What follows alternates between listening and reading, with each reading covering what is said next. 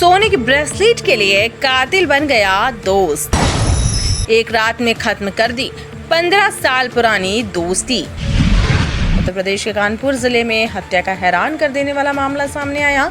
कानपुर के नवाबगंज थाना क्षेत्र में चर्चित कोचिंग संचालक हत्याकांड का पुलिस ने महज 4 दिनों में खुलासा करते हुए एक सनसनीखेज साजिश का पर्दाफाश किया। इस मामले में सबसे चौंकाने वाली बात यह है कि हत्या किसी दुश्मन ने नहीं बल्कि मृतक के 15 साल पुराने करीबी दोस्त ने की। पुलिस जांच में सामने आया कि आरोपी ने सिर्फ सोने की ब्रेसलेट और अन्य कीमती सामान हड़पने के लिए अपने मित्र को हमेशा के लिए मौत की नींद सुला दिया। पुलिस के मुताबिक मृतक प्रकाश चंद्र गुप्ता नवाबगंज क्षेत्र में कोचिंग संस्थान का संचालक था। बीती 31 मई की रात उनकी संदिग्ध परिस्थितियों में हत्या कर दी गई। घटना के बाद से इलाके में हड़कंप मच गया और पुलिस के सामने ये एक ब्लाइंड मर्डर केस बनकर उभरा। मामले की गंभीरता को देखते हुए पुलिस कमिश्नरेट की कई विशेष टीमों को जांच में लगाया गया। जांच के दौरान जो तथ्य सामने आए उन्होंने सभी को हैरान कर दिया। पुलिस के अनुसार आरोपी मोहित द्विवेदी मृतक का करीब 15 साल पुराना मित्र था।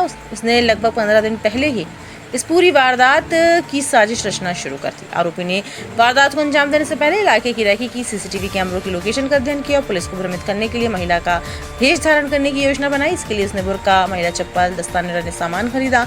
31 मई की रात वह IPL फाइनल मैच देखने के बहाने कोचिंग संस्थान में ही रुक गया। देर रात जब प्रकाश चंद्र गुप्ता अकेले थे तब आरोपी ने मौका पाकर फायदा उठाया और उन्हें हमेशा के लिए मौत की नींद सुला दिया। इस पूरी वारदात को अंजाम देने के बाद मृतक के सोने की ब्रेसलेट और अन्य सामान पर हाथ साफ कर दिया और फरार हो गया। पुलिस को गुमराह करने के लिए आरोपी ने वारदात के बाद अलग अलग रास्तों और ऑटो का इस्तेमाल किया ताकि जांच की दिशा किसी महिला की ओर मुड़ सके, लेकिन पुलिस टीमों ने हार नहीं मानी। जांच के दौरान घटनास्थल और आसपास के क्षेत्रों में लगे 500 से ज्यादा CCTV कैमरों की फुटेज खंगाली गई। तकनीकी साक्ष्य, सर्विलांस और लगातार की गई पूछताछ के आधार पर पुलिस आरोपी तक पहुंचने में सफल रही। पूछताछ में आरोपी मोहित द्विवेदी ने अपना अपराध स्वीकार किया। पुलिस ने उसके कब्जे से लूटा गया सामान भी बरामद कर लिया। अधिकारियों का कहना है कि एक सुनियोजित हत्या थी जिसकी तैयारी कई दिनों से की जा रही थी। फिलहाल आरोपी को गिरफ्तार कर जेल भेजने की कार्यवाही की जा रही है और मामले में आगे की विधिक कार्यवाही जारी है। ये 31 तारीख को एक कोचिंग सेंटर के जो संचालक है उनकी हत्या होता है। उनका नाम है प्रकाश गुप्ता और इसके सर पे चोट थी और घसीटा हुआ बॉडी था। तो घटनास्थल से ऐसा लग रहा था कि या तो स्वयं भी इनके मौत हो सकती है या इनके साथ घटना कारित की गई है। उसके बाद जब वीडियो फुटेज देखा गया तो उसमें देखा गया कि एक महिला आते हुए बुर्का पहने आते जाते दिख रही है। इसी सूचना पर इसी जो है इंफॉर्मेशन को डेवलप करा गया और डेवलप करने के बाद आज इसको मोहित द्विवेदी को पुलिस द्वारा पकड़ा गया है और मोहित द्वारा पूरा जुर्म का इकबाल किया है। इसलिए घटना करने का कारण ये था कि वादी जो मृतक है, मृतक के पास एक चेन थी और एक ब्रेसलेट था और ये इसने योजना बहुत पहले से बना रखी थी। ये खजुराहो होली के टाइम पर गए थे और उस समय पर इसने उसके गले में जो चेन देखी थी उसकी वैल्यू करीब 5 लाख के आसपास थी और इसको उसी समय से उसे लूटने का एक प्लान बन गया था।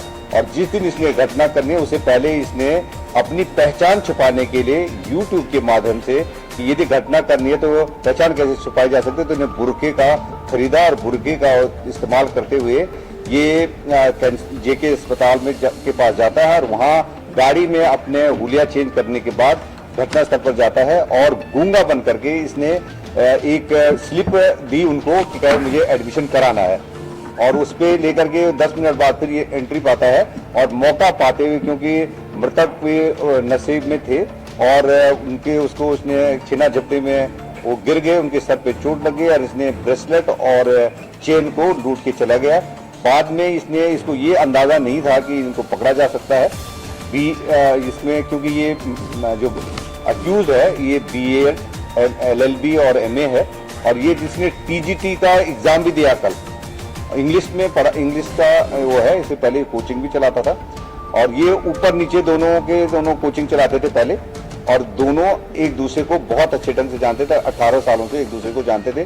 शराब पीना, जुआ करना ये दोनों साथ साथ ही करते रहे थे और इसने जो है ये मौका पाते हुए कि इनकी चेन को कब कैसे करा जा सकता है इसके लिए इसने पहचान छुपाने की कार्य योजना बनाई और बाद में ये फरार हो गया था और पुनः सब देखने के लिए आए थे कि क्या पुलिस कर रही है। तो पुलिस की एक्टिविटी पर इनकी पूरी नजर थी। सर, जिस दिन घटना हुई उस दिन आपने CCTV देखे, उसमें पहुंचे कैसे, आपको शक कैसे हुआ कि ये कर सकता मतलब?